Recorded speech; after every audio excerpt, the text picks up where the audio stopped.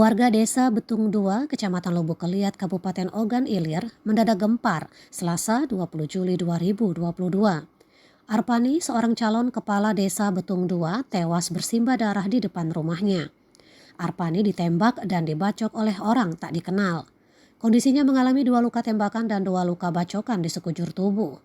Menurut keterangan Kepala Desa Betung 2, Rakman, peristiwa itu terjadi pada subuh tepat di depan rumah korban.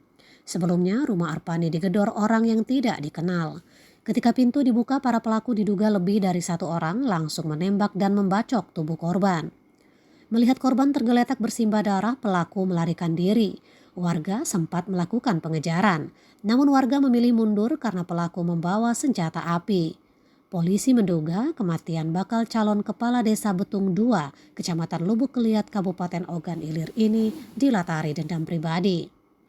Kasat Reskrim Polres Ogan Ilir AKP Rigen Kusuma mengatakan dalam mengungkap kasus ini pihaknya di backup oleh Jatanras Polda Sumsel. Rigen menyayangkan anggapan masyarakat yang mengaitkan peristiwa itu dengan pencalonan kepala desa sebagai motif pembunuhan.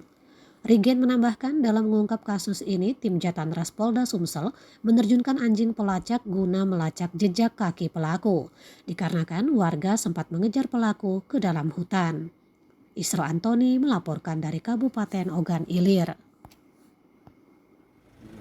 Ya, jadi terlalu dini untuk kita menyimpulkan bahwa ini terkait dengan pilkades. Jadi untuk sementara biarkan Pak Reskrim serta jajarannya melaksanakan penyelidikan, baru nanti terungkap seperti apanya, mohon doa dari masyarakat.